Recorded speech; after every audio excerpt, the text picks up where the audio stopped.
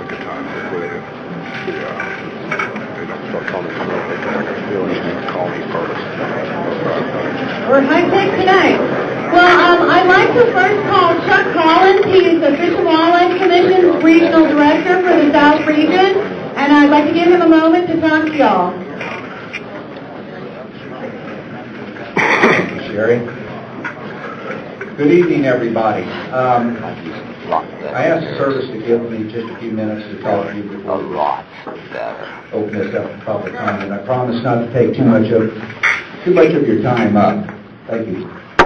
I've been in Florida about 55 years now, and I've seen a lot of changes.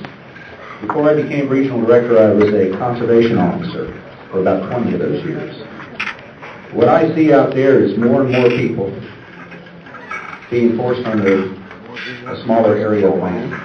We're losing a lot of the things we enjoy doing, be it airboating, hunting, fishing, other types of recreational activities.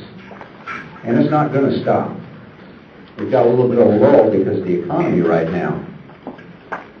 But it's going to continue. Look at all that snow up north.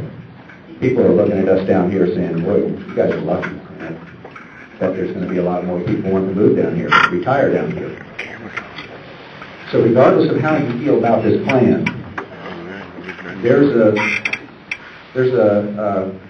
it's necessary to come up with some type of plan to help conserve some of these lands that are important to fish and wildlife, important to recreational values.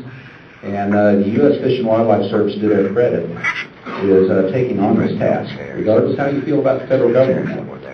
They are trying to do it. And these folks here, they've got a job to do.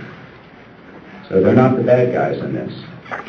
Regardless if you think the federal government should be involved with the state government or whatever. You're not here to take away your rights. They're here to present an option, and it's only a starting point. These things can change. That's why you're all here. We want those comments. I enjoyed all the comments last night. I think there was close to 1,000 people in Okeechobee. Got a little heated sometimes, but the content of the comments were pretty good. And we need those. They need those so they can help craft a plan that's going to work for everybody. As I said, we're partnering with these folks for a few reasons. Our land stewardship program that keeps agricultural land in the hands of people, families that want to maintain it. We're working with them. Our conservation blueprint people are working with them. They identify critical habitat. And as an agency, you can bet we're going to be there to push recreational public access, which includes hunting, fishing, boating, everything, just as much as possible. Thank you. Okay, so everybody gets 2 minutes, and we're going to go, I'm going to stage up several speakers at a time. What I'm going to have you do is come over here to Keenan, and he's going to send you up to me as I call the different speakers, and we'll go from there. So I'm going to call Aaron Melton, and I'm going to start now by saying I apologize if I butcher your name. I will do my best. We got an idea. Adnan Alguida? Taser's talking first. Adrian? No, Adrian. Anything close to that? Come on up if you feel that good. Jim Rosesco? Dave Howard? Barbara Howard. First speaker? And I forgot, I'm getting... For those of you who haven't been with us before, we've got people recording your comments over here on the laptop. And like I said before, if you aren't comfortable in this setting, please feel free to step outside and you can talk to the person out there, or you can always write your comments and submit them to us in a variety of ways. If you're unsure about that, ask at the front table. Okay, first speaker. Thank you. First thing I'd like to say is that I oppose all of the Everglades headquarters proposal. I was born and raised 55 years ago, and 45 of those years I have spent hunting and fishing and riding off-road vehicles. I have been pushed, thrown, run from place to place, and now I own property at River Ranch. the last frontier in Florida. And if you want to take that from me and my children and 6,000 plus members and their families, I don't want to, and with a startup cost of $700 million that we don't have, I don't see how you can justify when this country is in the shape that it is in now.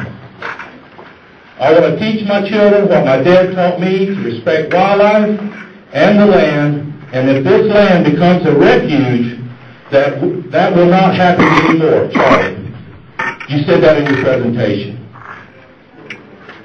Okay, and I don't care how many welcome centers or educational centers that, with pictures on the walls, or pamphlets about nature and boardwalks you build. It will never replace traditional writing and education to your children to respect wildlife in the outdoors on an off-road vehicle or airboats.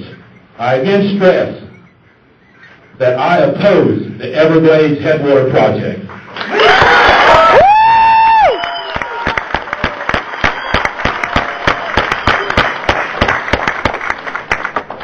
Tater! This was arranged, I repeat, I wish this was arranged 20 years ago, like what I told them. And let me tell you why it was arranged today. In science and engineering, you cannot short-circuit science or engineering. You know that better than me. So when $500 million reservoir south of the lake becomes white elephant, and they leave it with $250 million spent, incomplete, I think this area is lucky that the fish and wildlife came to the rescue.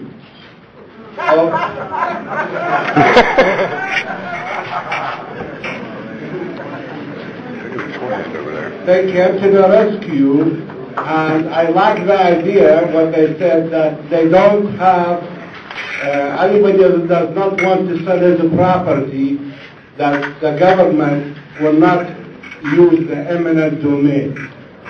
Well, this area is lucky to have this project, in my opinion, and furthermore,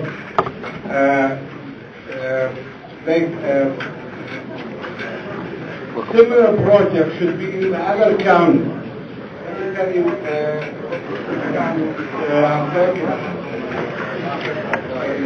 Quit wasting your time. In Hardy, DeSoto, Charlotte, Glade, that the water goes, to the Gulf. I mean, you know that. But they do have fires. Now they have to deal with Lake Okeechobee, where they were planning to spend $1 billion for the cutoff wall to have higher water level in the lake. So with this project, they don't have to do that. Thank you very much. All right, you do need y'all to help me maintain some decorum so that all speakers get their time. Next speaker. My name is Joe Rosasco. I'm a member of the Brevard County Airboat Club and the Indian County Airboat Club. Last night, came up and I asked specific questions about this Revenue Sharing Act. Same thing everyone laughed at when they said, if there's not enough money, Congress is going to appropriate more money. Have you all found out how much of these obligations, means payments in lieu of taxes, how much is actually being paid? If you're saying you're going to take this property from us, and you're going to pay taxes, instead of paying taxes, you're going to make a payment, and that payment is going to come from the Revenue Sharing Fund. The Revenue Sharing Fund doesn't have enough money in it. There's a shortfall. Congress is going to make up that difference. Have they made up that difference before? Are you getting 100 cents on a dollar? That's a very good question. Currently, no, we are not getting 100%, and the Congress has in the past appropriated additional monies where we have. What happens when there's a shortfall? When there's a shortfall, the counties do receive a pro rata portion. So the shortfall is a shortfall, they never get that money. It's gone forever. If they don't get the money, if there's a shortfall, it's never made up, it's gone. That's true. Second question, you're saying you're going to fund this thing out of all these funds, the conservation fund, land fund. How much money is in those funds? How much money is in each of these accounts? Do you have $1 billion to pay for this? No, we don't have the bill. That is the $700 million that you're referring to is the amount of money that we have estimated. It's a very basic, broad estimate for the purchase price for all the entire 150,000 acres. So it's not a startup cost per se. If we could purchase it today, that's what we would pay. Where the money comes from, the Migratory Bird Conservation Fund receives approximately $50 million per year. $50 million a year. And it is divided up. About this project maybe being $1 billion. Correct. Then let me get on to my other questions. Do you need Congress approval to implement any of this? The Fish and Wildlife Service has broad general authorities that we operate under to establish refuges. Congress will not have to approve this. However, the funding will be approved. The Land and Water Conservation Fund must be approved by the Congress for that fund to be used here for land acquisition. All right, here we go. We're $14 trillion in debt right now. 40 cents out of every dollar the U.S. government is spending this year is borrowed money. 40 cents out of every dollar the U.S. federal government is spending is borrowed money. What can we, this group, what can we do to stop this? We call it a proposal. It was really phase one. A proposal goes up or down. You've already planned what you're going to do for the next 3 years with this thing. So don't call it a proposal. It is a project on its way. What can we do to stop this now? What can we do to stop this now? And that is a question. You made a lot of comments, but that was also a question. This NEPA process, this public scoping process, this is a part of it. We're collecting your comments like this, and when that draft land protection plan is developed and brought back out to the public, that's a comments and stop them through the thing. And that, sir, with all due respect, your congressional members, that is where you would go. Talk to your congressional members. Next speaker.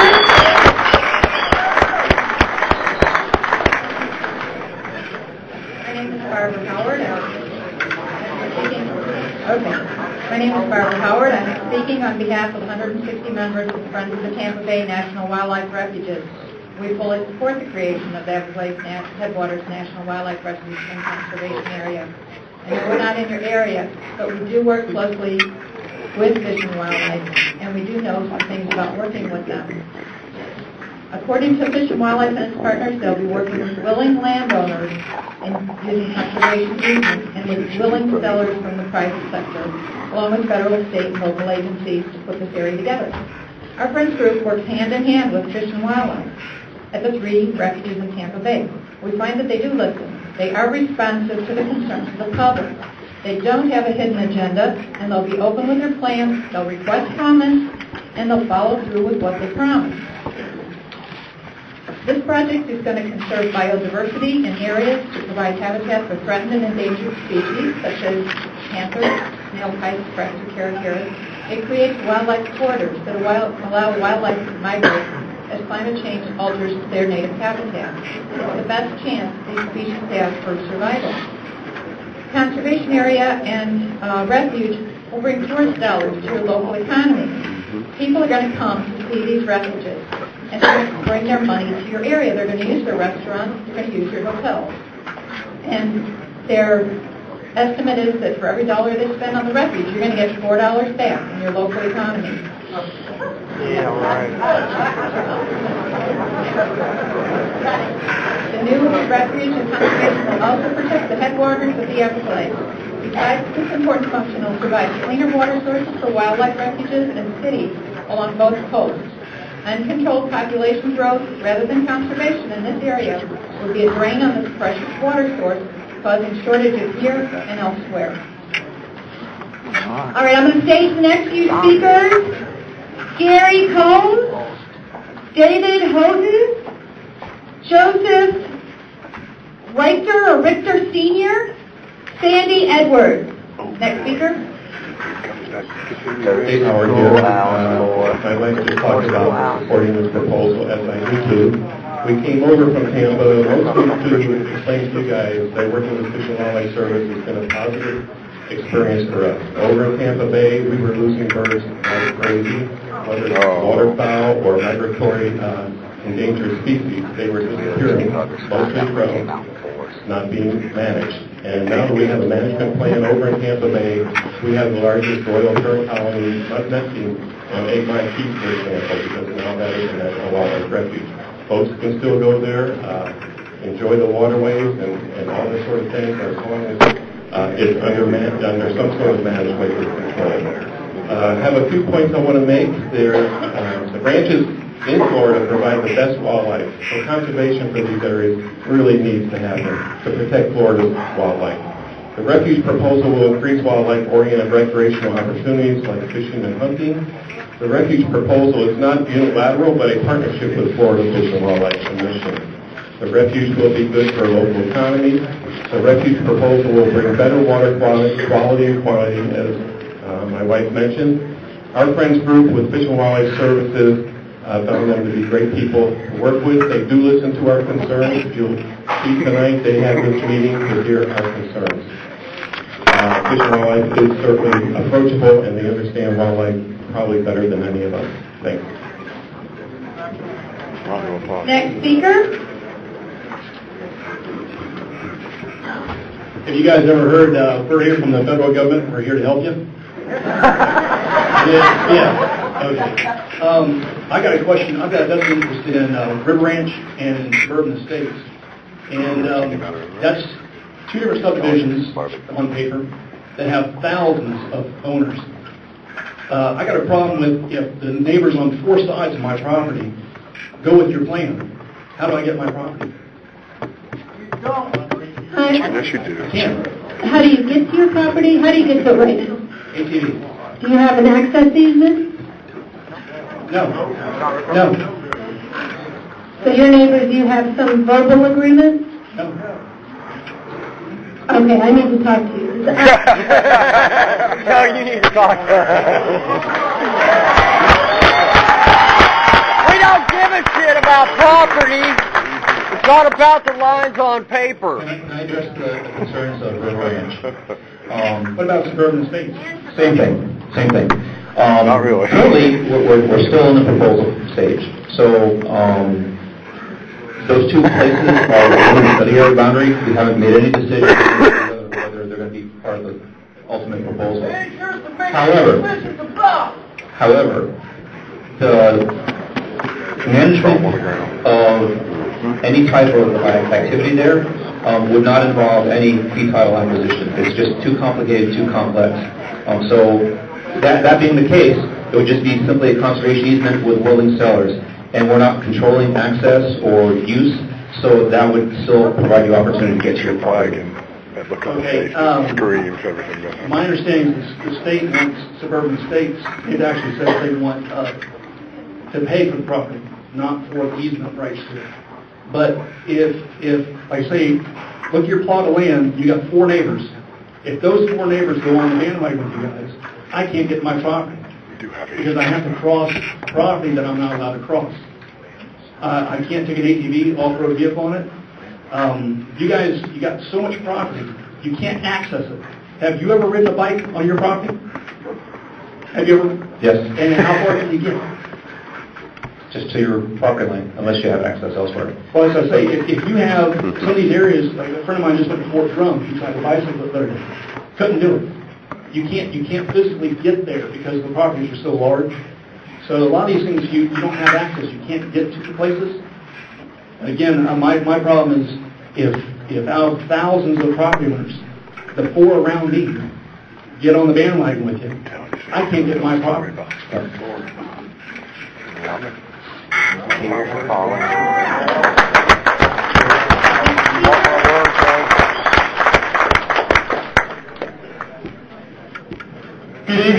My name is David Houghton. I'm with the National Wildlife Refuge Association, and I represent nearly 1,000 Floridians as Friends of National Wildlife Refuges. Floridians.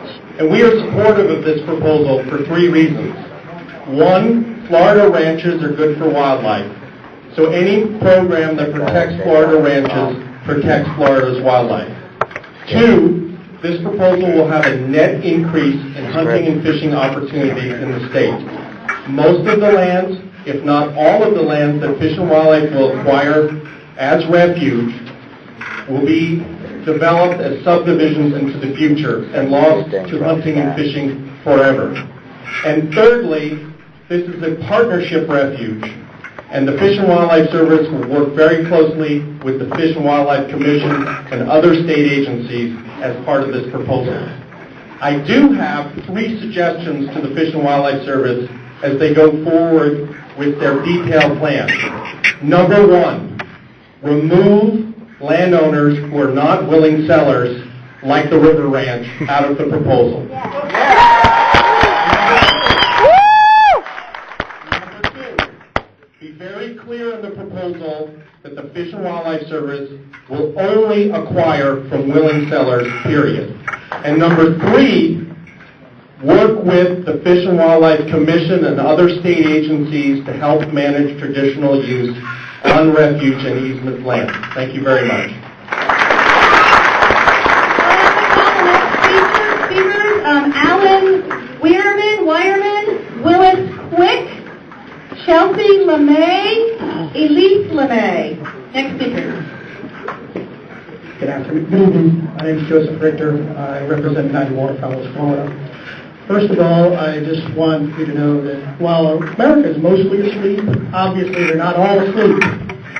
You've got a lot of people who are out here, they're very concerned about what is turning out to look. Number 1, I think generally people feel that it's moving too fast and that there's no funding for this in the budget for at least 2 years. So, this seems to be like the obstacle for the horse before the cart. Anyway, you can't adequately fund the national wildlife refuges that we have now, like Merritt Island, Waxahachie, like those. Why are we even going forward with it? We want to do more. Okay. Anyway, at this point, the Indian River Brevard Preserve is a state preserve, and they can't even fund that. That's going to wind up being locked up. So, as we go forward and there's less money, where's that money going to come from that people are not going to be locked out? People genuinely have a concern that the federal government has a credibility deficit, and that what you're going to say here in these meetings is not necessarily what is going to happen in the future. And that's where you have big crowds of people showing up. The fact that you say that there is going to be hunting, well, let's look around. The funding for this is going to come out of duck stamps. Well, I represent waterfowlers. We finance a lot of this. So, Merritt Island, hunting 3 days a week, paid permits, only in certain areas. Waxahachie, no hunting in certain areas, no mud motors, no airboats. So when you say that there's going to be more, we will use the National Wildlife Refuge System less and less and less. And that's what...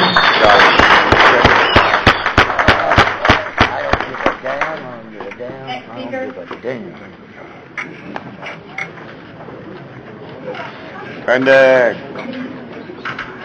Hi, my name is Sandy Edwards. I'm actually the secretary of the River Ranch Property Owners Association. I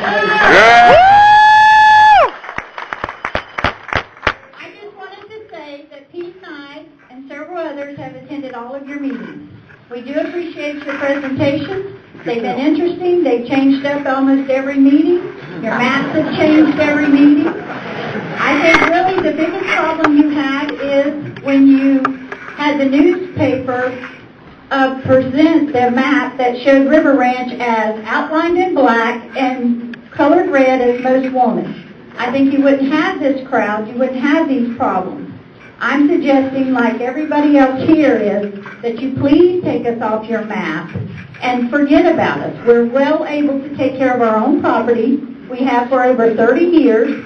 It has not cost the federal government, the state government, or anybody any cost. I've also said last night at the meeting in Okeechobee out front with several of you that there's no way you can put a dollar price on River Ranch property because of the 30 years of management. Plus now you have all these owners that have put their investment into it. And you will not realize the economic impact this is going to have on the whole state of Florida. Our membership is statewide. Do you realize that if you shut us down, you've got 4,000 ATVs, where are they going?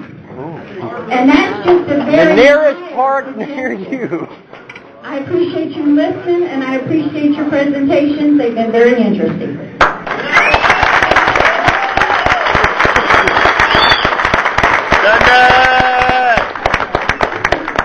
Hi, my name is Kelsey. I don't know if y'all noticed my voice, but I've called probably 500, 1,000 y'all. I don't know. But I am a proud River Ranch property owner. I don't know about y'all, but growing up, my daddy taught me a lot of things, of course, like everyone else's daddy. Well, he taught me don't try to fix things that aren't broke, and stand up for what you believe in, right?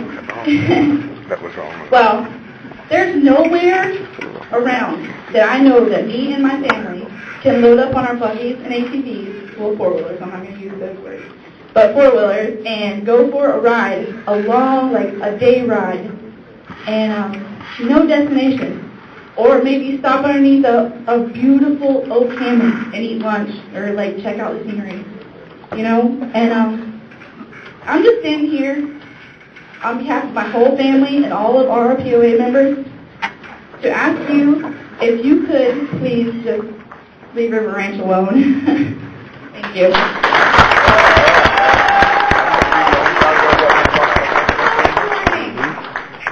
Michael Galloway, George Glenn,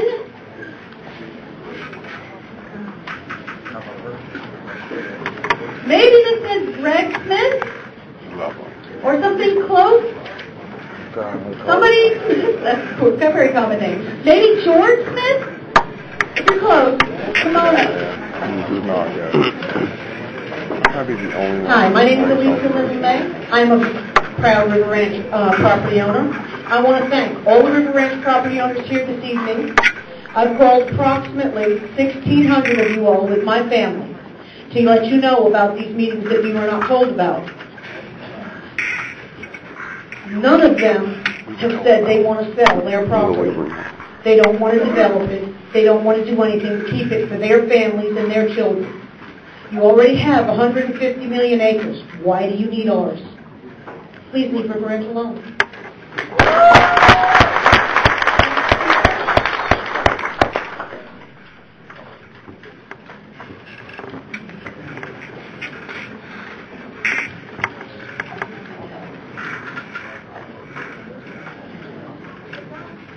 My name is Will Quick. I'm from Blue Cypress Lake. The only thing I would like to say is about 100 years ago, this all happened then. And what they do is ruin Lake Okeechobee and the Everglades. Don't let it happen again. Thank you.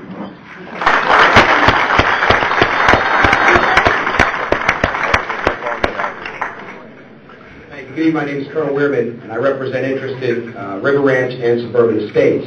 Yeah. I'd like to say that I believe in the United States of America as a government of the people, by the people, and for the people, whose just powers are derived from the consent of the governed, a sovereign nation of many sovereign states. I think you could see that America is fed up with federal government. It doesn't matter if you're part of Interior, Department of Fish and Wildlife. I've hunted many of the wildlife managed areas and have been sorely disappointed. This year I hunted for the first time suburban estates, and my party took 9 deer. 9 deer in an area that is run by ATVs.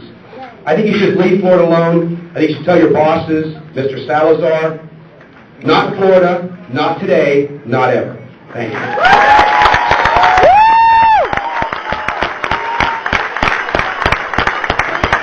Thank you for serving. Joseph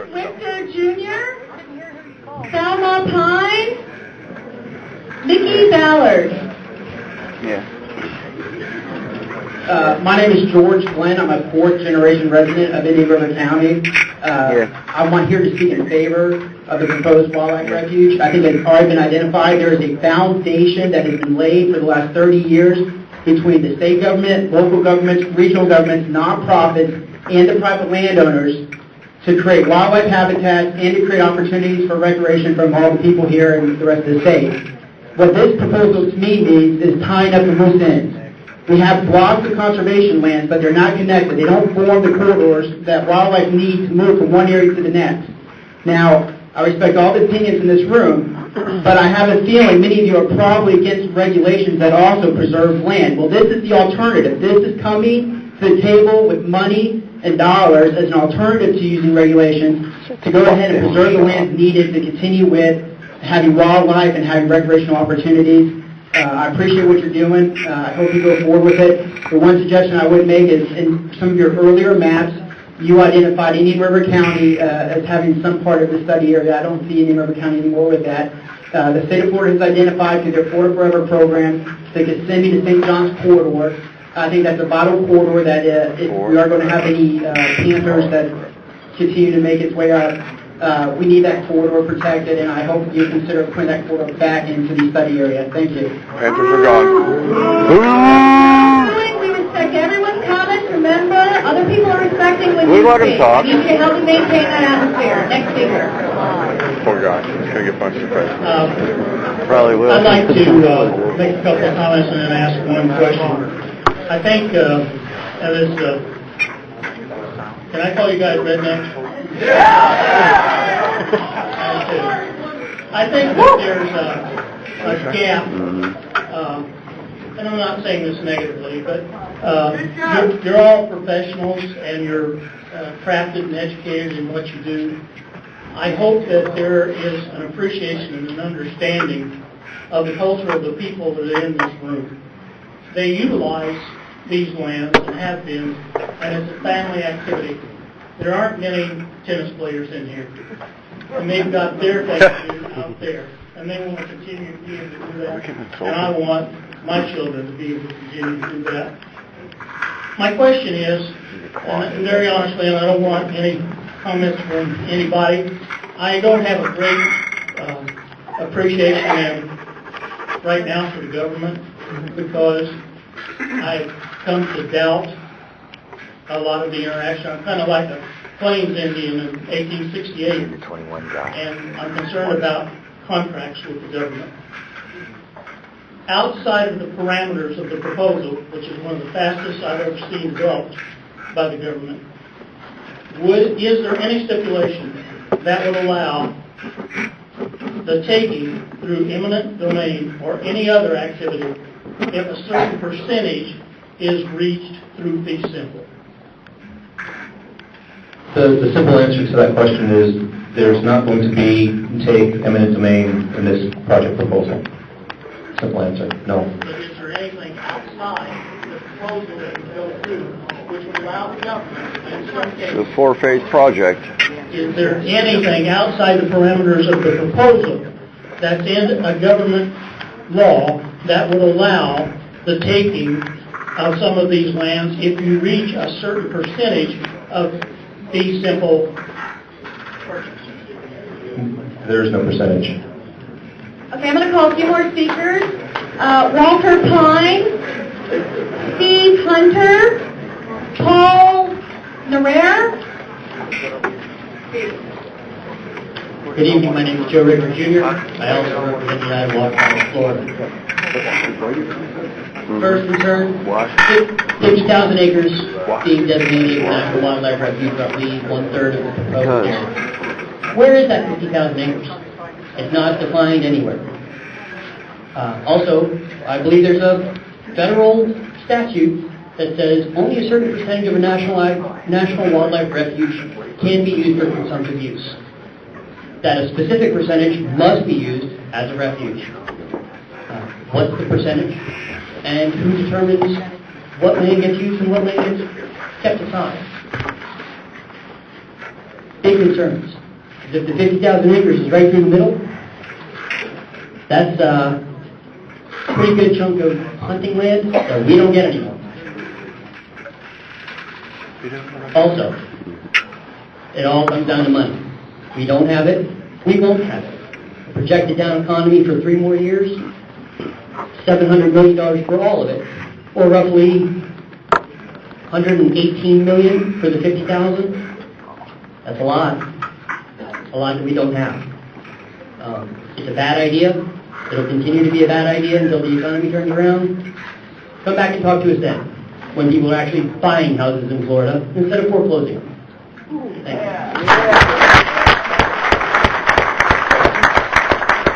There were 2 questions that I heard in that discussion.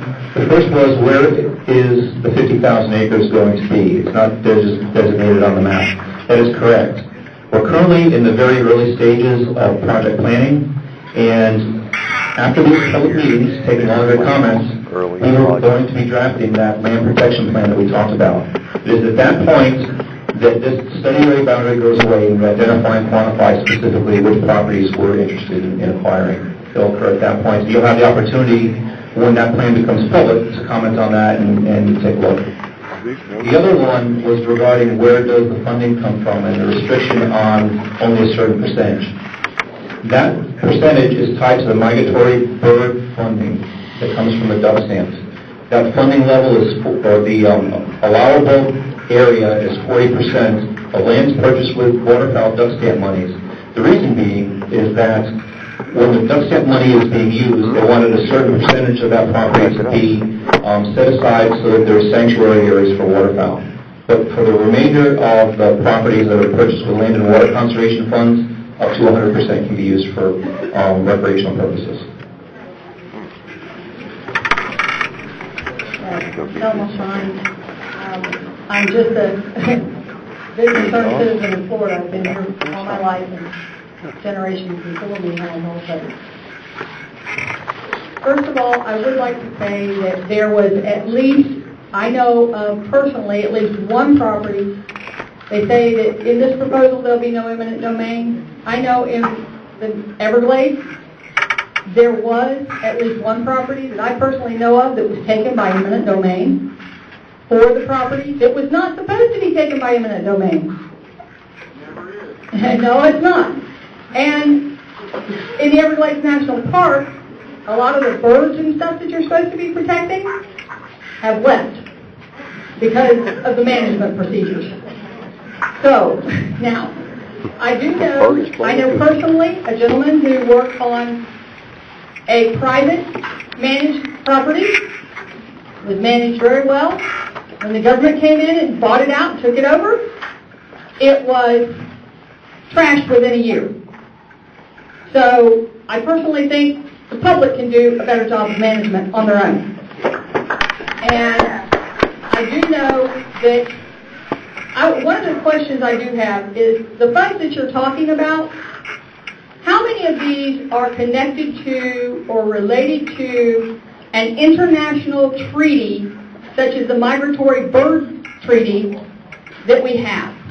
How many of this is related to us being told to do this under a treaty with other countries, but we're the ones that have to do it? Well, I think I can try and answer that question. It's a good question, the Migratory Bird Treaty Act. The Migratory Bird Conservation Act passed in the early 1929, actually. It's not directly tied. It's a separate piece of legislation, and it only involves lands to be acquired in the United States. Next speaker. Some of you know me, I'm Paul Morer, River Ranch owner. I understand that you're not going to take any land. You're only going to buy land from willing owners. How many people here are River Ranch owners? Raise hands. How many of you want to sell your land to these people? Get the fuck out of Dodge. River Ranch and all associated properties off your list.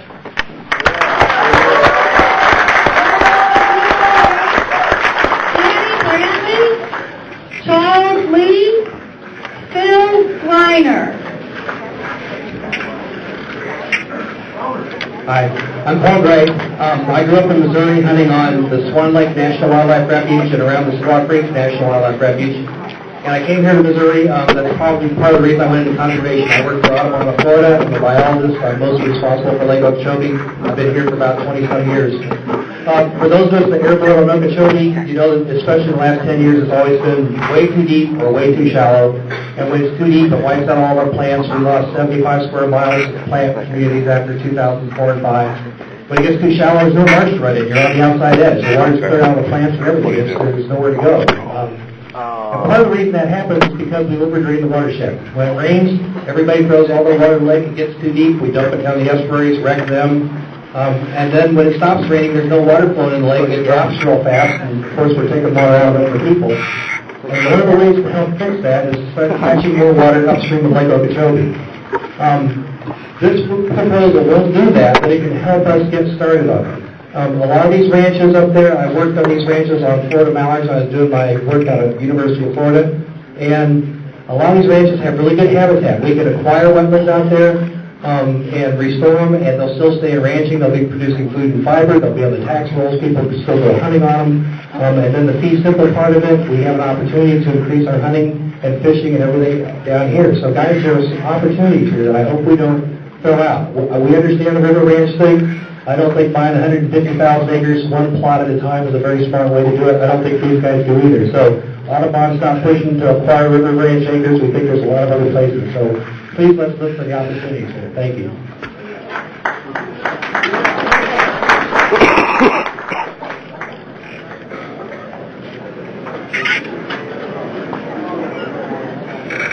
Hello, my name is Steve Hunter, and I'm down here from Ocala. And you might down here. Well, part of why I'm down here is because of these documents I've got in my hand. This is part of what these people are trying to tell you is going to be really good for you. This is part of the United Nations plan for our country. Okay? This is part of the Wildland Project. You will not be allowed on these lands. And you'll be forced into areas to live that you don't care to live in. This is all part of a big plan. Also, I don't know if any of you guys read the paper or not, but it seems like yesterday, $28 million were spent buying 4,800 acres of land in Volusia County that made them have a total of 85,000 acres for a wildlife corridor through Volusia County. Now, it seems to me with a $15 trillion debt, that we seem to have an awful lot of money to throw around to buy land that we already own and that you already take good care of. I've got land in Colorado. This is going to happen out there. It's happening out there as well. It's happening all over the country.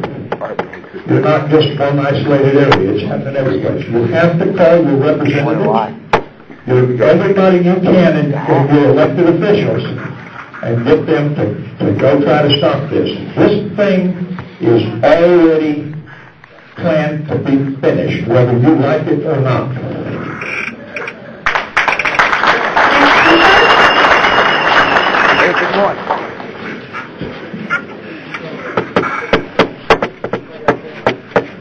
Well, my name is Walter Pine. I'm a ninth-generation Floridian. I've seen this before. I've seen it when I was a child, NASA, and they build NASA. I've seen it all over the state. They're going to do it. Nothing you can say here will stop them. That's a fact. The only way you can stop them is calling your legislators until they either agree with you or get so miserable that they're going to stop it so you quit bothering them. So, start calling. You can make your comments here, but it's not going to change what they're going to do. They talk about how they're going to manage so well. They've managed these meetings so well that they have violated the fire marshal's code for the first 3 meetings, had to split the meeting last night, and violated their own notice requirements. They didn't meet the ADA. They violated the Data Quality Act. Right here. And these are the same people that are going to write this proposal that can't even follow the rules they already have.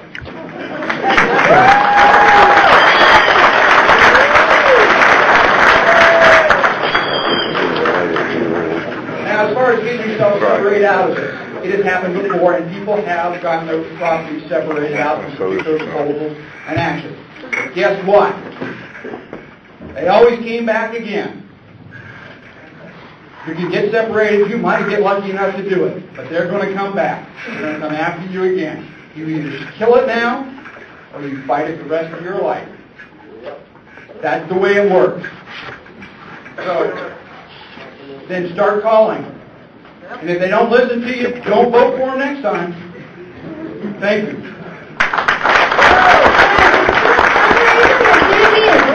Special. Apparently pizza's now $1 a slice, and it's $2 for pizza and soda. They're shutting out at 8. So you thought you were going to get any? Man, that's their notice. I just paid $2. Just like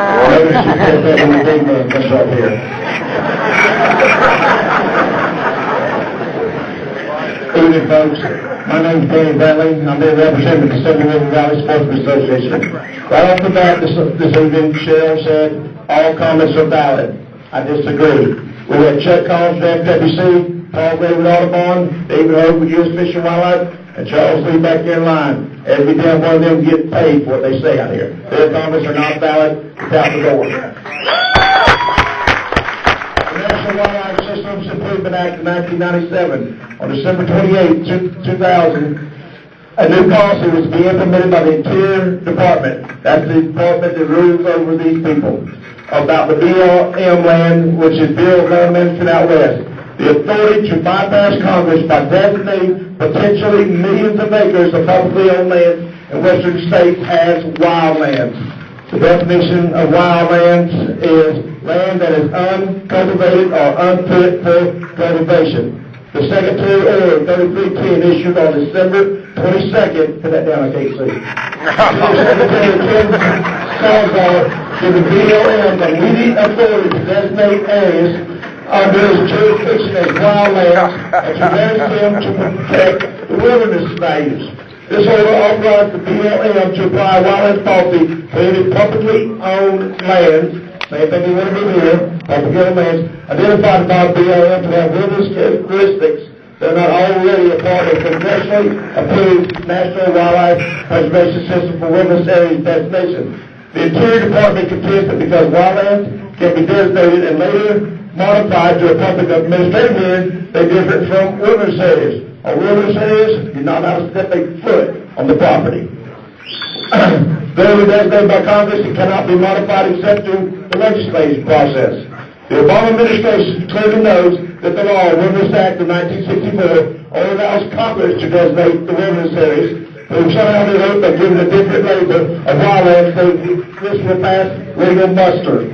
Said State Representative Hastings. This new policy will have significant ramifications on our economy, our jobs, and definitely our recreational opportunities. Y'all need to listen to what this man behind me has to say as it relates to this.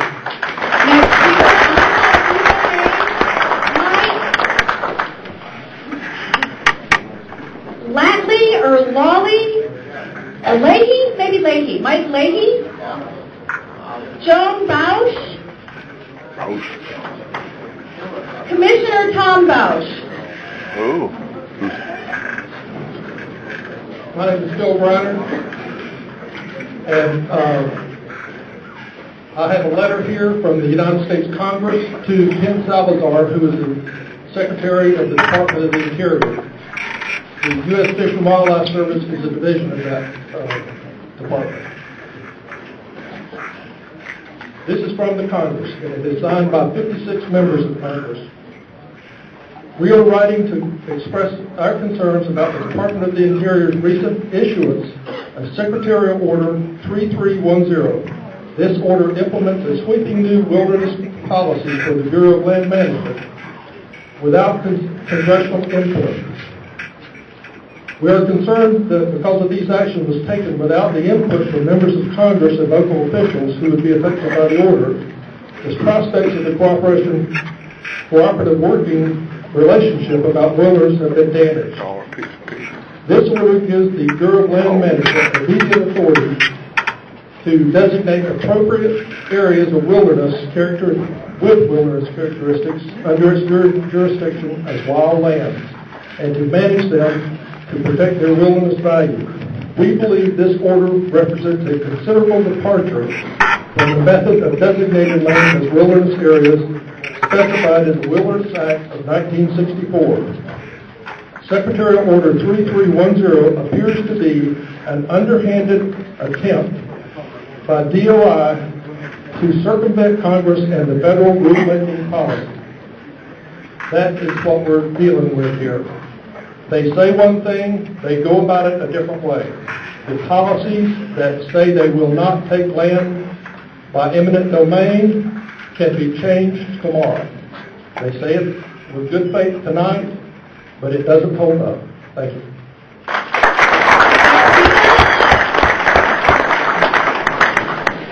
I'm Charles Lee, Director of Advocacy of Florida Audubon Society.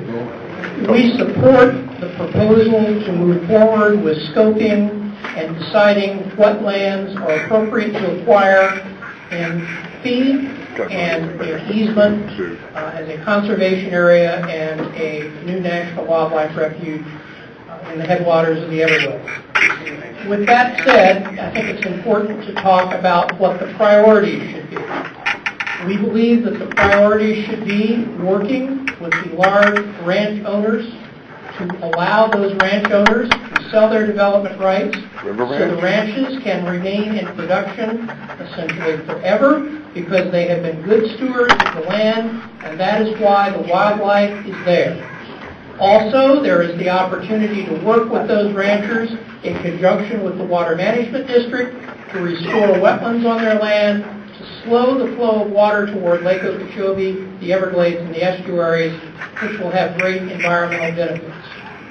For these reasons, we believe that the services proposals should be focused on the lands that will do the most good through acquisition of fee and easements. The lands that will do the most good through acquisition of fee and easements are not places like River Ranch or suburban estates where you have thousands of 1.5 or 2 or 5 acre lots, because the reality is that you cannot obtain the environmental benefits of the proposal on those lands.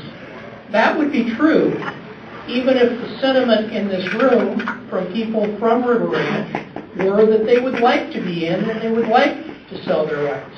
The reality is it would take just as much to negotiate for a 1 acre or a 5 acre or a 10 acre tract in terms of manpower and time as it might take to negotiate for a 5,000 acre tract.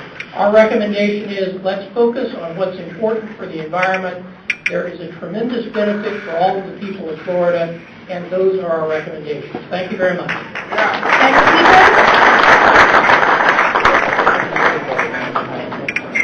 I'd like to say that I'm a conservative Republican, Tea Party, flag-waving American. Charlie, you said to start with that you were going to come in here and do what was best for us. We don't like big government. We know what's best for us. We've done it for a long time. We've had FWC here. They've done a good job, too. We don't need somebody from Washington coming in and telling us or telling FWC how to run this state. If you get on your horse, grab Mr. Salazar, go back to Obama, we'll take care of our own state.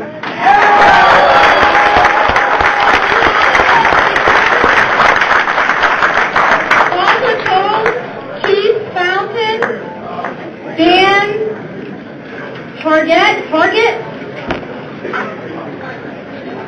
Tony Chatosky. Thank you.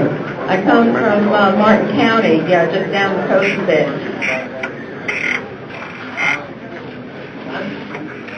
And I wanted to tell you that I live near the outfall of the St. Lucie River and the filthy, dirty water that comes to Lake Okeechobee when the need to dump water occurs. I'm here tonight to say thank you to Secretary Salazar and the Department of Interior and all those willing to figure out a creative way to flow the water that comes into Lake Okeechobee from the north. I'm here to say that Florida needs the federal government to finally put some money towards correcting the terrible drainage that has devastated the Everglades. And it's time to get to work to find a way to slow the water down and stop the flow of nitrogen and phosphorus into Lake Okeechobee. And let's realize that Florida has a watery heart and that it should be honored. Okay, next speaker. Remember, we're maintaining an atmosphere where everybody gets a chance. Good evening. I'm an elected official in Martin County, and believe it or not, we have the same self-interest as you do in preserving as much land as possible. If this gentleman's comment about population of Florida would double, where are those extra 18 million people going to live? I mean, they're $416,000 homes. 18 million people occupy space along the seacoast. If one of these big landowners get together and say, this is a good opportunity for me to cash out to a developer, where goes all your open spaces for your enjoyment of hunting and fishing and whatever other activity you wish to explore? One of our biggest concerns, and one of the reasons why we support this is, when the lake gets too high, the Army Corps of Engineers opens the gate and spills all the dirty water into the estuaries, which pass by my door all winter long. We keep spending money just to clean up this water, and the following year we come back with the same thing. We support this. We don't support taking anybody's property. That is not in our interest. These gentlemen have said that the eminent domain is not possible here. Some people have experienced different situations. We can only hope that they are true to their word. Thank you. Speaker? For those of you who keep yelling out, I really don't want to have you removed. I want everyone to stay in the room. So please, if you'd like to speak, I can get you a speaker card. 3 words, Trail of Tears. The government didn't like the Indians. They couldn't get along with them, so they just get them out of the way. Everybody in this room utilizes the environment with a motorized vehicle. This is the root cause. They're trying to do away with this. They're blowing smoke, and they're telling us it's all about conservation. It's just the fact of the matter is they don't agree with the way that we use nature. There's 4 miles from here, there's the Center for the Arts. I don't use any of that, but I don't have a problem with them using it. What we all enjoy doing, they're just trying to shut down in a roundabout way. It's not right.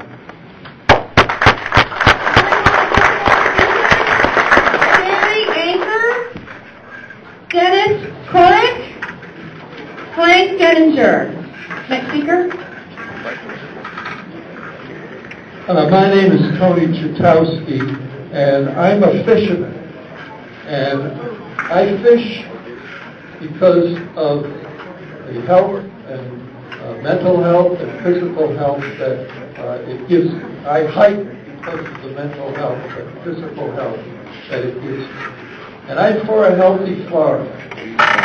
Clean air, I'm for clear water, and so as a result of that, I speak for myself personally, and I speak as Conservation Chairman for Audubon of Martin County. I am in favor of the proposal to hold public meetings and to establish a Everglades Headwaters National Wildlife Refuge. And I also want to add and request that this plan contain provisions for a corridor that links the Everglades Headwaters Wildlife Refuge along the east side of Lake Okeechobee to connect with all the preserved land that already exists in Martin County and in northwest Palm Beach County. There already exist there 125,000 acres of land that is already there. It needs to be linked up with the headwaters, and then you're going to have a much more healthier situation for all of us and for the Everglades. Thank you. Next speaker. Keith Fountain. Hello, my name is Keith Fountain. I'm the Director of Land Protection for the Nature Conservancy in Florida.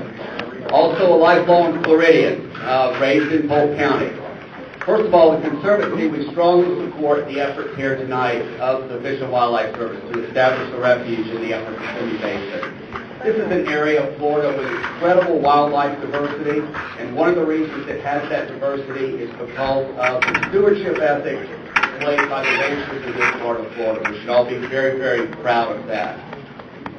Additionally, you really need to support the open process that's going on here. I believe this is a chance for you to provide input into what Central Florida is going to look like. Not today, but it's 50 years, 100 years from now that I'm personally very, very worried about.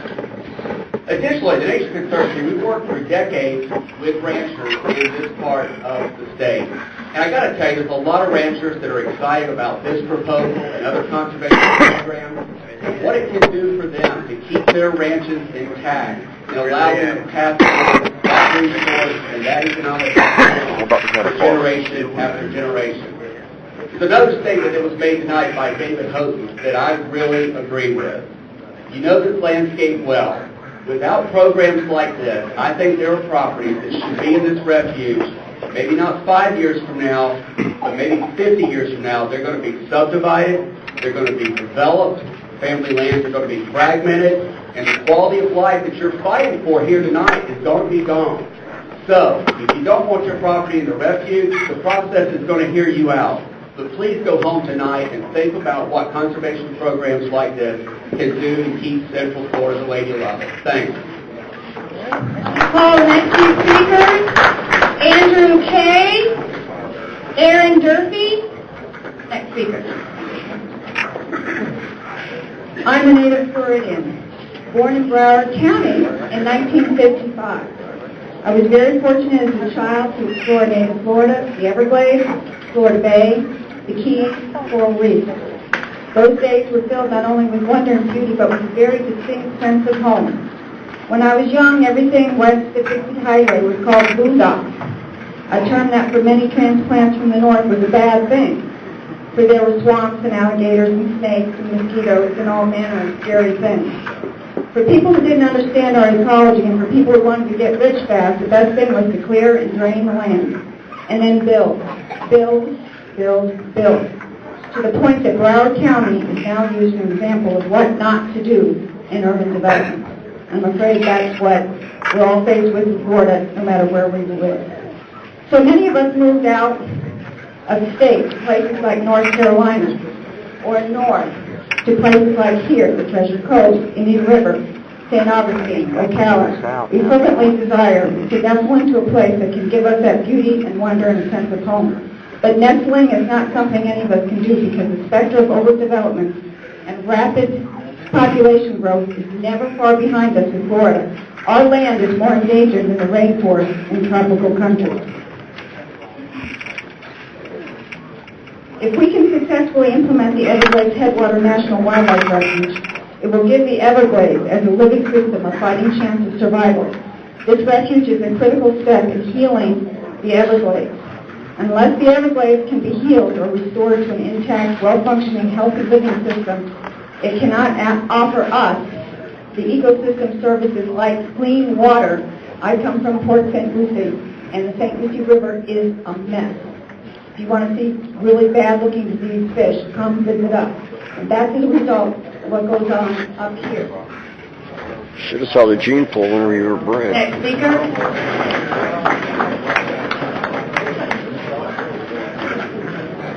Thank you. My name is Aaron. I have a lot in Holocaust, Osceola County, Section 19 and Section 30. That's what brought me up here. Sorry. One thing I would like to ask for is for the supporters, if they get a chance, point on this map where exactly their land is located and how it affects them. Because I have a lot of support here that's not really invested in the property. So that would be beneficial for the group, I think, if any of the supporters could do that for us. I'm adamantly opposed to this project. Don't support it one bit. I don't support it even if, River Ranch and Suburban gets left out. I don't think the federal government's going to make a good next door neighbor. So I encourage everybody to not support any of the proposal. It doesn't set us up for anything positive. I don't believe in a government that protects us from ourselves. This is a government solution to a problem that does not exist. We have dire predictions 50 years from now. We're going to be overpopulated. Wildlife is going to be decimated. Seas are going to overflow. I think we get these predictions every couple decades. I think in the 70s we were going to be a frozen tundra in Florida. So I would not encourage everybody not to buy into all the hype. Mostly just hype. We've got a lot of congressmen that are opposed to this and methods that this is being proposed. I want to re-emphasize that I'm adamantly opposed. I think the 9 most terrifying words in the English language are from the government, and I'm here to help. I'll close with this thought. Freedom is never more than one generation away from extinction. We didn't pass it to our children in the bloodstream. It must be fought for, protected, and handed down for them to do the same. Or one day we will spend our sunset years telling our children and our children's children what it was once like in the United States, where men were free and were able to own their own property. Thank you.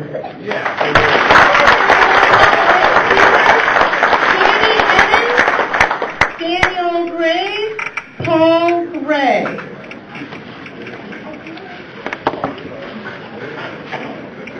Been a long drive. I'm Frank Denninger here on behalf of the Everglades Coordinating Council and Jetport Conservation and Recreation Club down in South Florida. I live personally in Hialeah. Give that more love, This will reiterate again that the chosen process by Charlie for Congress. Whether everybody believes or not, the elected citizens to be elected officials, they're supposed to make decisions like this about, they take an oath to protect the Constitution. And this is transferring the sovereignty of the state to the federal government. I consider that kind of like an attack on the right to vote. It's one of our basic. And it worries me tonight. I see River Ranch. It seems like a tactical decision's been made to try and carve y'all out of the mix of opposition to this. I hope you'll hang in there and not let you get yourself be carved out of the pie, because it's called divide and conquer. Makes it that hard, much harder for those who go on to carry on the opposition. Teachers, thank you very much for 2 awesome days of instruction and communication with our parents. Have a wonderful weekend. Enjoy your time. Get plenty of rest, and we'll see you on Monday morning right now. Thank you, teacher. You're off tomorrow. Okay, to pick up where I left off, I would also like to strongly urge that the meeting for the data quality policy on Thursday was really 2. And the broken up meeting last night possibly be considered being reheld. And the key word hasn't been mentioned yet tonight. Panther. Whether it's a Texas cougar or a Florida panther, that's going to be a large part of what is part of the gift to everybody north of where the panther refuge is now. So there's a lot of problems in Southwest Florida. Nobody on the other supporting this issue is going to tell you about it. I don't live in the rural area. I've never suffered the problems. I suffered getting stopped by panthers in the big cycles. I can verify that and I'm limited. But that's my choice. So you got property now and you live in a place out in the woods.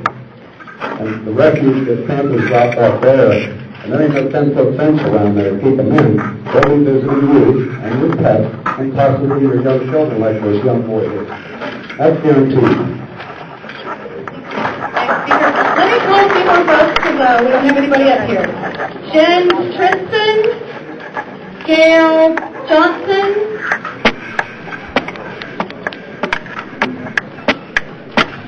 all right, Jordan Marshall, maybe? Marshall? Elizabeth Fleming, Graham Cox. Next speaker. Hello everyone, only just allowed to swallow in 4 months. I can't get my bills done in 4 months. My name is Danny Simmons. I'm here on behalf of the Henry County Airboat Association. We support conservation. It's in our bylaws on the local level. Once we lose it to them, we don't have no control anymore. That's just all there is to it. So easy to get you the hell out of the way, and they ain't got to worry about us no more. I have a friend that's in the water management district in my local area. He's one of the original bladesmen. He went through this, and he'll talk to you every day. He spent thousands of dollars fighting it. Guess where he's at now? Ain't been on it 15 years, and they will not let him back on it. He was promised the world and has not been back on it since. He works for water management, like I was saying, and he will not come here. He's dead set against it. He's just so upset because I lost before. He said, well, I'm going to control it this time. It happened before, and it's going to happen again. We need to control it, not the federal government. I'm sorry, it's just the way it is. I just want to say no to federal government land grab. It's a big thing. If y'all go on forever on Freedom Advocates and watch the video, this guy was involved with this at the beginning. He was invited to speak on behalf of them, realized that he did not want to speak on behalf of them. He realized it was a communist deal. He is now out. Go on the website and watch his video. He explains so much. Again, it's Freedom Advocates. Watch it. He's fighting all over up north for us, for everybody. The same exact deal. The big land grab. Go on and watch it before y'all make a decision. Again, get over to hire people. We can't make a decision here. I've been to every one of the meetings. I watched everything change a little bit here and there. So what is the truth? We're still getting a sideways story. I can't figure out whether I'm fighting the right battle or not because it's different every time I go in there. Again, call the big people at the top house. Get them involved. Thank y'all.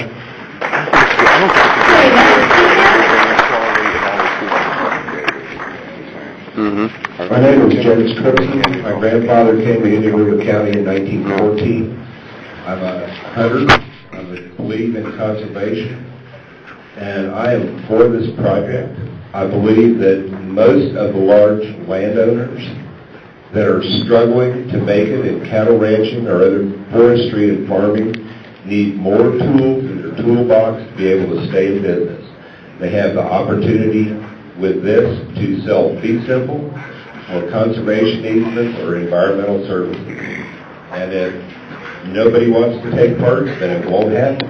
If River Ranch wants to opt out, they should be able to opt out. And if landowners want to take part, they should be allowed to take part. Thank you. Next speaker, let me call a few more names. Y'all are killing me. Jason,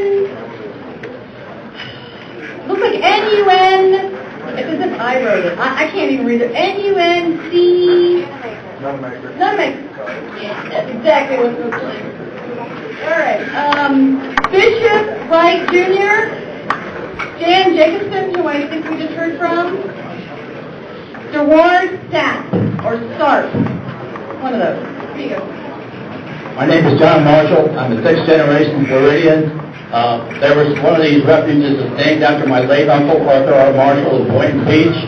I'm not a paid enviro. I've been working 12 years to help restore the Everglades. My heart is in this. My uncle, Arthur R. Marshall, had a partner named Johnny Jones.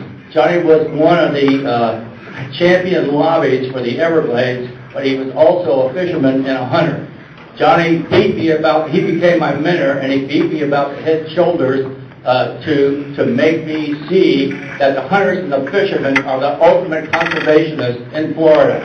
And folks, you're going to have to do something to get together and conserve the land in a more aggressive way than it is being conserved in present. Now, let me just give you a possible example of what could happen if there wasn't a National Wildlife Refuge in this area. There's been a lot of talk about bullet trains and superhighways crisscrossing the state.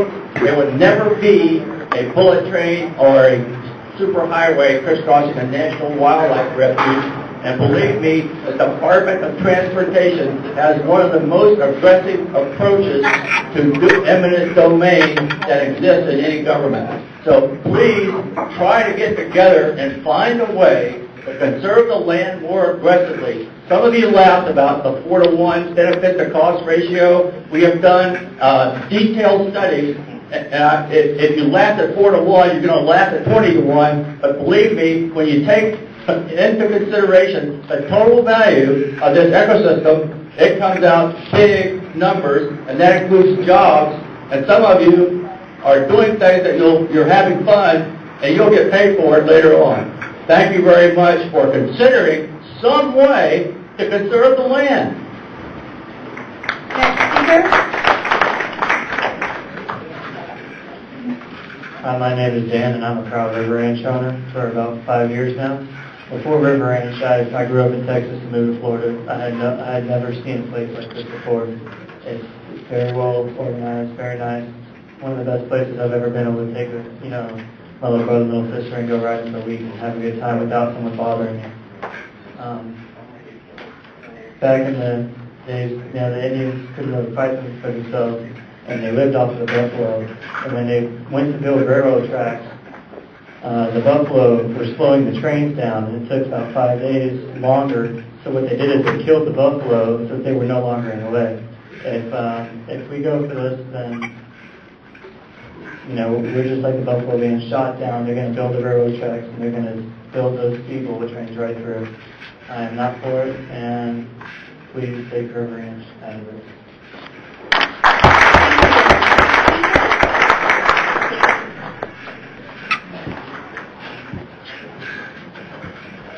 Thank you for the opportunity to speak tonight. My name is Graham Cox. I'm a resident of Indian River County.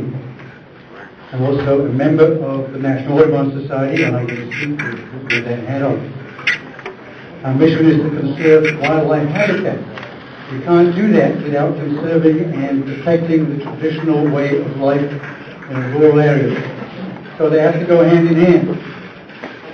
As a result, we support the process that's going on here tonight and through this whole coming year or so to provide this plan.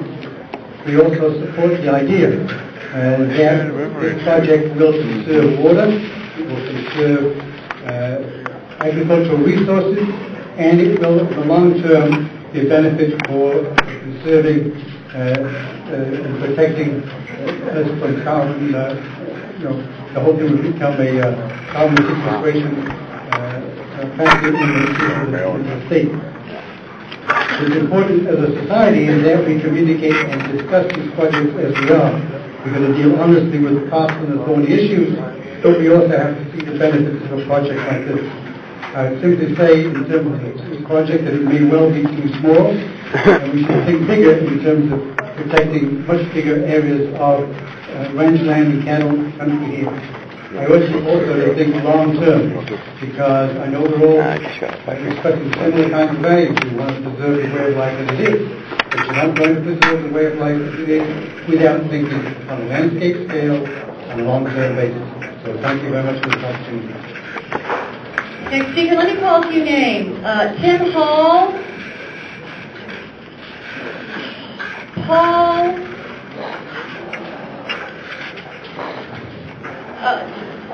Disiato? Something close to that? If I butchered your name, I'm so sorry. Paul L. and maybe D. Oh, Giotto? That's it. Mark Howard. I knew that was a call. Yep.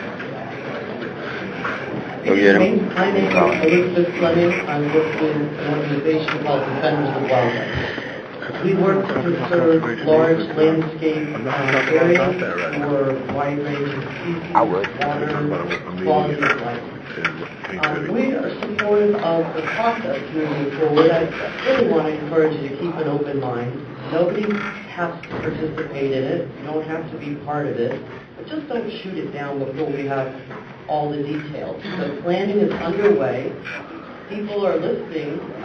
There's mapping going on. Landowners who want to be part of it, some of the larger ones have expressed an interest to allow them to keep ranching and to keep the livelihood that they want to have going forward. And we are very supportive of working with ranch ranch owners. We work in South Florida, Southwest Florida on campers and other wildlife with ranchers, and they provide some excellent habitat. I also, some people have mentioned the population that is expected to increase. There is a report, if you all haven't seen it, created a few years ago by 1,000 Friends of Florida. It's called the Florida 2060 Report. And they took the current projections put out by Beaver, and they overlaid it on the map where people are projected to move to, where conservation areas are, and the worst case scenario was one where we didn't acquire any more conservation areas and we didn't set aside anymore.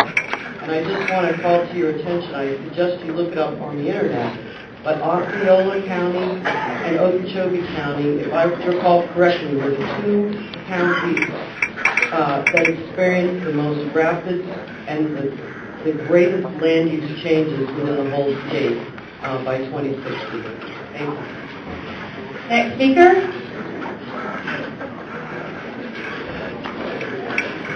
Good evening. My name is Jason Unamaker. I'm the city manager for the city of Belgium. As an administrator, I'm not here to speak for or against the proposal, but what I would like to do is request direct engagement with the local government. I think we've all been caught off guard by the timing of the proposal. And I'd like to request that I make a proposal to, or a presentation to the city council and the other local governments that are involved. I'd also like to suggest that y'all consider the extension of sovereign immunity with the easement. If you're going to get that conservation easement in place, there's a series of activities that could take place on the land. If y'all were to extend either liability caps or some sort of immunity, I think that may encourage that privately held land to be more greatly utilized. That's all. Okay. Thank you. Next speaker.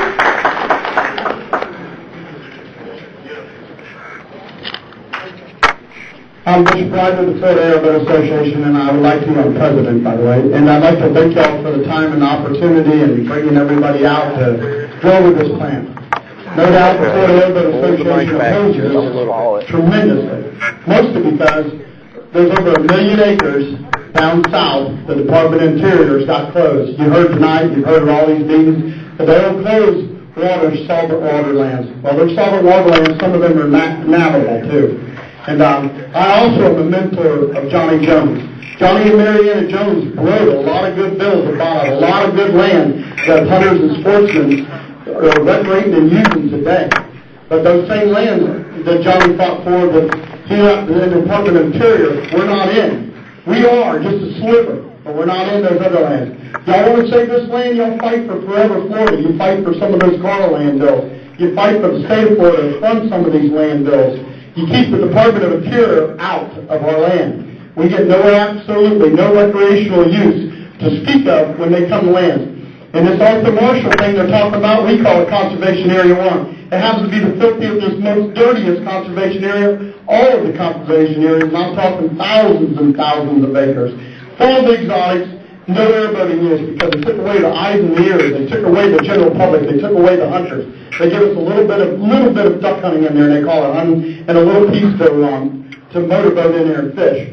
So don't be confused tonight. They underestimated the hook and bullet people. They underestimated the sportsmen. Call your senators. Cancel this plan today. You want to buy some land? Come to Fund Florida Forever. Cancel this plan. It's already on its way. It's moving too fast and too fierce. Don't wait till tomorrow.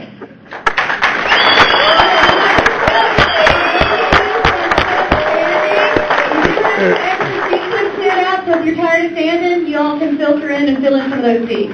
Tim! Thank you. My name's Tim Hall, and I always follow the really disabled people. It's tough act to follow. But anyways, they're talking about development of Florida, trying to save some of this land from development. This has always been ranch land and wilderness land. Do you really think this is going to be a top priority for tourists from up north and south north? These are the areas they want along the coast, not this inner ranch land. This proposal is $700 million. They're looking for 150,000 acres. That's $4,666 per acre. Ranch land sells for about $3,000 an acre, so they're overpaying for it. Federal government overpaying again. What else do we expect? I'm ashamed of you guys. All the environmentalists here tonight should be really embarrassed all the handouts at the meetings I've been to have not been printed on recycled paper. This is the smallest packet of plans I've ever given out. Yeah, get him, Tim! You do such a great job at managing the forest. You think saving the environment would be saving some trees and using recycled paper. You might want to consider that next time you do a big presentation. I oppose this project. I am for wildlife and refuges, but believe me, Orlando and Kissimmee, why not pick some refuges around that developed area and save that land? That will certainly stop the water from flowing across the ranch land, which you say are excellent stewards already, which filters the land going through. This is not being developed, folks. We're in a downswing in the economy. This will never be developed for probably 20 or 30 more years at least. We shouldn't even be talking about this at this point. Meanwhile, our grandkids and everybody else will be paying for this in the future. They're saying they have the $700 million now from duck stamps. Talk to duck hunters in Kansas whether they want this ranch land saved, but I guarantee you they would not. And we do appreciate you guys really pulling these underhanded meetings. I've been to 3 out of 4, and the information has changed every meeting. You have nobody giving the American Disabilities Act. You guys should really have somebody giving for deaf people sign language. So if there's somebody here that can't hear the presentation, they have no way to know what you're saying. No.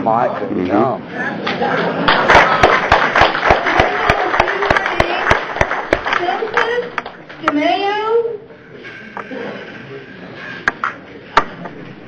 Bowling Pat, Todd Hopkins.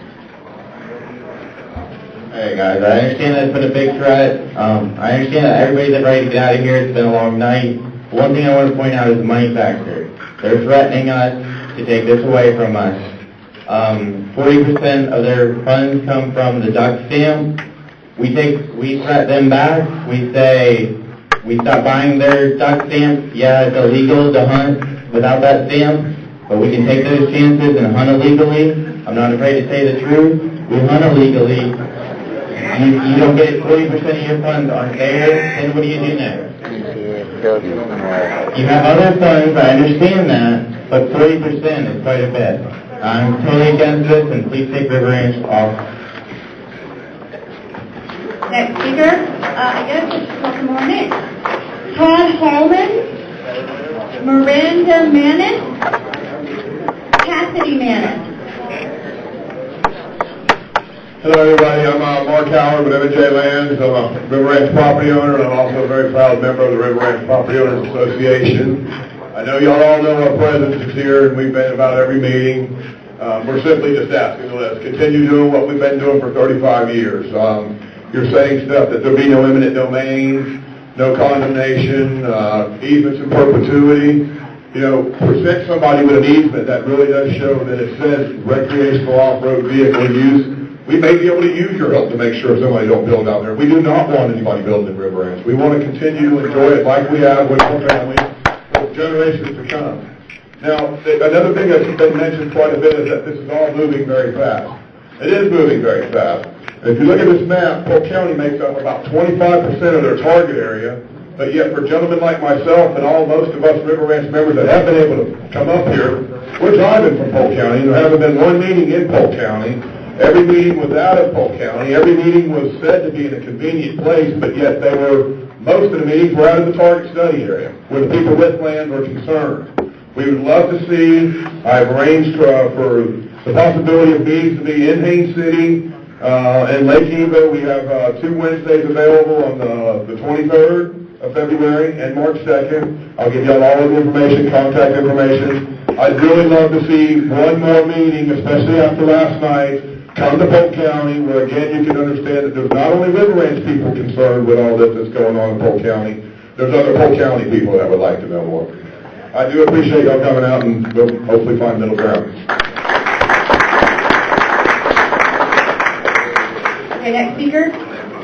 Hi everybody, I'm a dentist. I usually like to prepare better for things, but I'm a River Ranch property owner. And I was beginning to think I lost my mind because I was pretty sure that Charlie Chris was in a legal battle with Alabama and Georgia, racing in the water flows from Georgia to Florida. And I was just thinking about this huge impediment to that flow that had nothing to do with River Ranch called Disney World, SeaWorld, whatever. Like the gentleman in the dark blue, now I did SeaWorld in Disney World. I take my kids all the time. But it's a fact of what we have.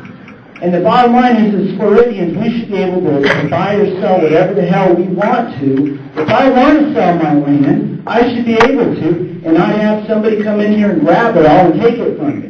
Now, I think the River Ranch Property Owners Association is doing a phenomenal job because they're doing just that. And I don't think any of us out there riding our four-wheelers or shooting guns are preventing any water flow. Matter of fact, I'm always amazed at the dams at the bridge that we cross on State Road 60. I didn't put that dam there. I was also amazed that when it rained like in 2004, 2005, and we had too much water, and then they drained off the lake, and then we didn't have enough because it couldn't flow back the other way. Which one of you guys built those dikes? None of them. The federal government did. I'm a Democrat. And I don't like this stuff. So you guys need to fight for this. You hit your fax button, you send it till you piss people off to get rid of this crap.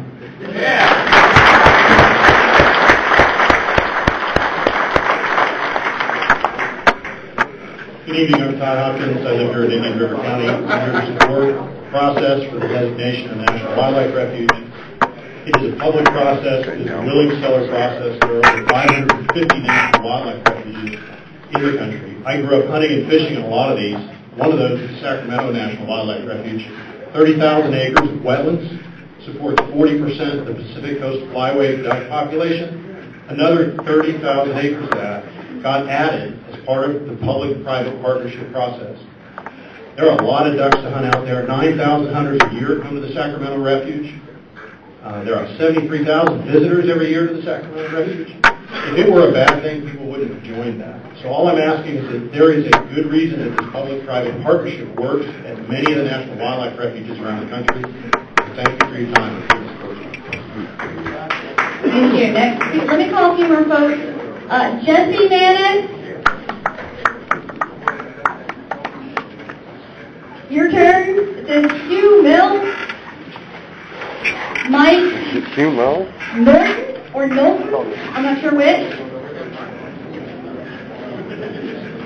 I'm Todd Hammond with Florida Sports and Conservation Association. I'd like to start out saying that we are opposed to this and want it to stop.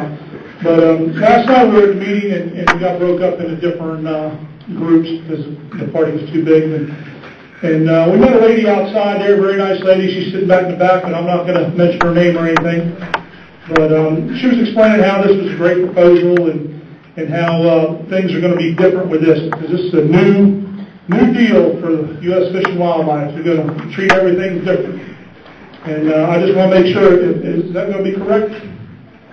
That you're not going to run it like you ran the rest of the refuges and stuff? This is a new initiative, yes. This is something new and different. So it's going to be different.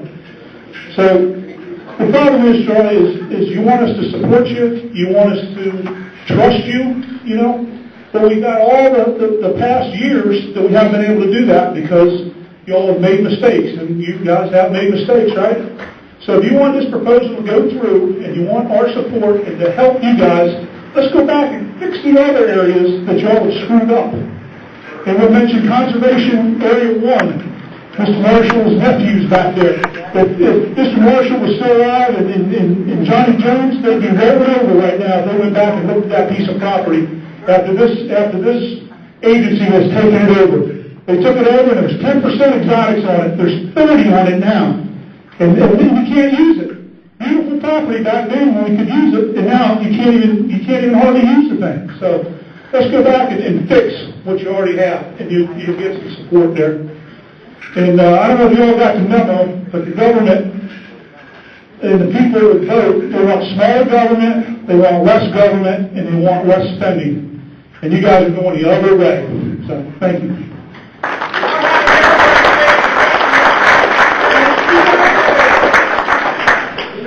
It's the same rule for everybody.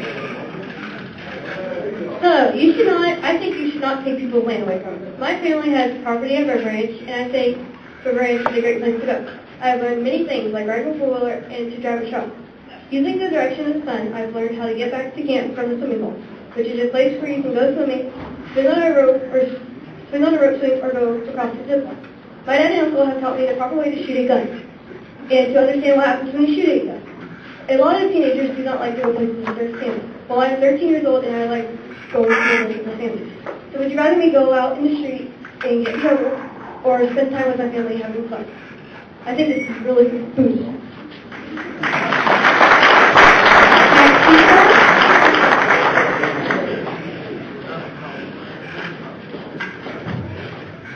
Hi, my name is Miranda, and I don't understand what all this means, but I'm here to give you a 10-year-old's opinion of why I would like River Ranch to stay the same. River Ranch is a fun place to go camping and ride my 4-wheeler. I have learned a lot about surviving if I was ever to get lost. My family and I have a lot of fun there, and I want River Ranch to be there when I grow up and can take my family to teach them what my mom and dad taught me. I like to see all of the wild animals that God put here. They are called wild because they live where they want. I think they don't have to be told where to live or use the bathroom. What do you think you can tell a wild animal where to poop?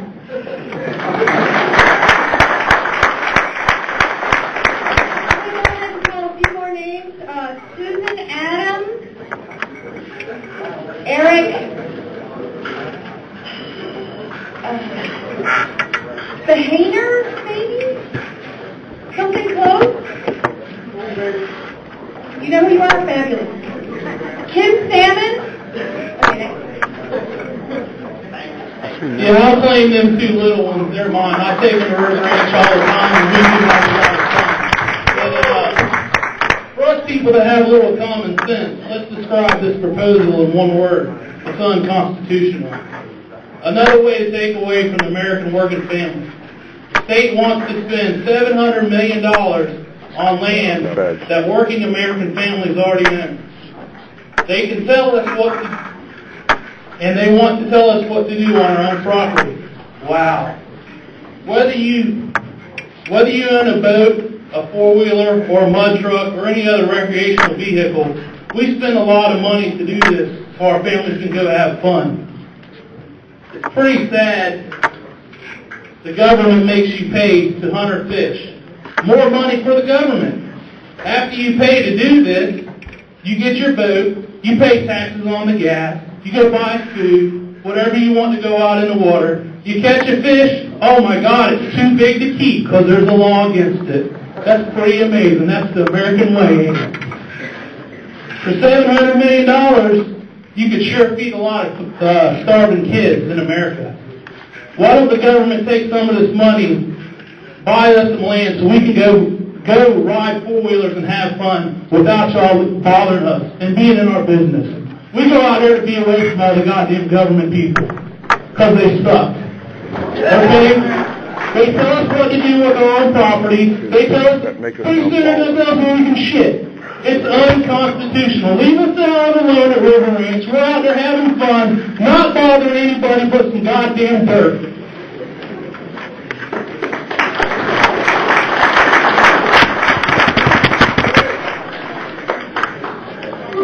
His kids heard him cuss. Good evening, everybody. Most of you know me as Heavy Metal. I hang out at River Ranch every weekend. Thank you. Folks, make no mistake about it, we're under attack by these folks right over here. Okay? Lauren, you sat there last night at Okeechobee at its meeting, and I'll quote you, there's two parts to this planning effort. There's a preliminary planning, and there's a detailed planning. Preliminary planning is when you develop the concept and idea, and then it goes as an internal document to Washington for your office director to sign off on. Then in 2 seconds later, you stated that this preliminary plan was approved in 2007. Folks, this is 3 years in the making. Oh, okay, so your audio was off then. Your dates are off. Well, the presentation Okay. is all itemized as it can. Folks, we have all the audio from all these meetings. Okay. And these folks aren't telling everybody the truth. They're leaving a lot of gaps. There's 4 phases to this. You're up here saying right now in phase 1 you're going to leave River Ranch alone. Are you going to say the same in phase 4?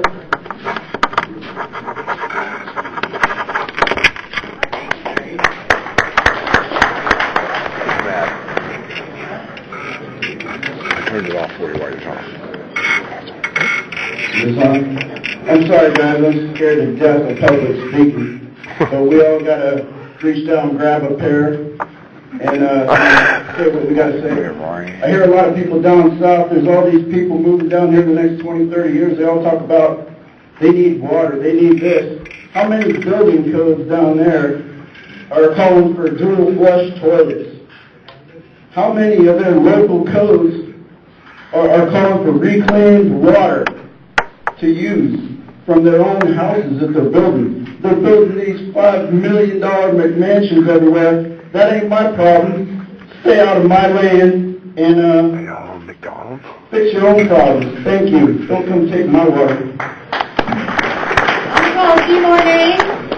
Norman Knoll, Audrey Newbold, Rich Moat.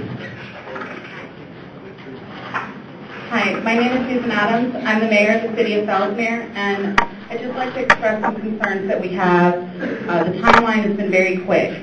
I think if this could be a great project, it could be a bad project, but we haven't had enough time to thoroughly understand what's going on and the impacts that it'll have to our city. So I'd really encourage you to please slow down the process. Come talk to the city. Let us know what's going on. Initially, we were in the study area. I see the line has moved. We don't know where it's going to end up, and I understand that you don't as well. But we would like to see the needs analysis, the economic impact to ecotourism, which is a huge draw in our area. We're very concerned about limiting access and the uses that will be allowed on this property. And we just encourage you to please come and engage us in the process.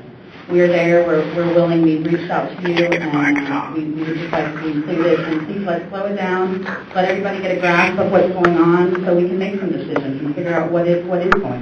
Thank you. Okay, next. Horrible. I can't believe. Hi, my name is Kim Salmon, and I am a very proud River Ranch property owner. Thank you. I want to make it very clear, I have heard some snickering going on in the area that I'm sitting in, and I think that there are people here that don't know what River Ranch is about. River Ranch is many acres, and there are many thousands of people that own property out there. This is the place that we go to drive our trucks, ride our four-wheelers, drive our buggies, and we hunt. This is a place where we take our families to camp on our properties or in our campsites, where we teach them about the environment. This is a place that we can go to and teach them about the environment. So I want every one of you people who think that you know what River Ranch is about and you don't get it. We know what the environment is about. We want to preserve the environment. I'm not 100% sure that this plan is right, but I do want to know, I do think we've made it very clear tonight and probably at every other meeting that took place. Please take River Ranch off your proposal. Please. Okay, next speaker. I can't believe they invited him out to the gate. They invited him out to the gate. Hi, my Half name these is people are here Audrey going to the gate and next on Sunday. I don't like to speak either, but I'm a proud River Ranch property owner. Bought my property 2 months ago. It was a proud moment for my husband and myself to own property out of River Ranch. To have a place to go and ride our four-wheelers, do our mud trucks, do our camping. We own an acre and a quarter. It was our election to only clear 100 by 100 feet of that land, to leave the rest of it alone for nature. I strongly oppose this. We bought this land so that we could develop it in our own way and have it used for our future generations, our children and our grandchildren. So for somebody like government to come in and tell us that we can't do what we want to do with our land is ludicrous. Leave River Ranch alone. We develop it the way we want to develop it. The people that manage River Ranch do an excellent job, and government has other things to worry about besides River Ranch property owners. Thank you. Next speaker.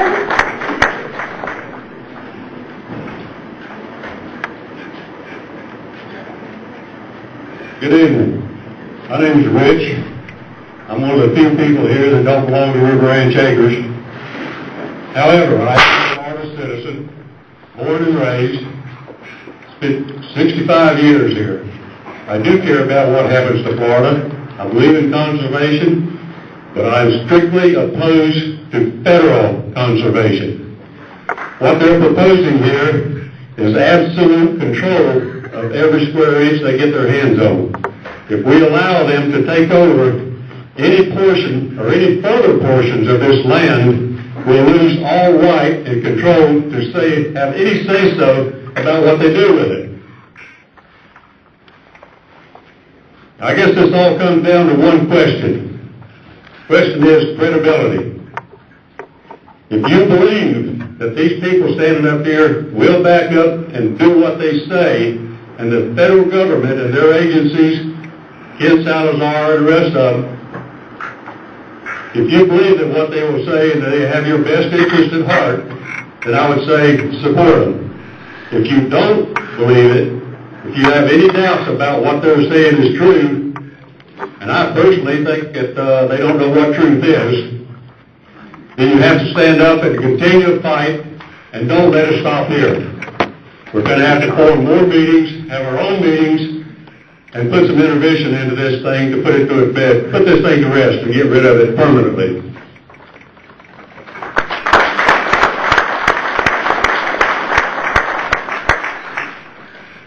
Okay, y'all been hanging in with us. We thank you all for coming out. That's the end of the speaker cards, unless someone has a speaker card they would like to share and come up. Otherwise, thank you so much. We've said that there's some other ways to comment, and if you join the mailing list, you'll be hearing from us as we move forward in this process and figure out where we're going. Please be careful tonight going home, and thank you so much for joining us. Oh, no problem. No problem. Yeah. I'm not a very good public speaker, so I probably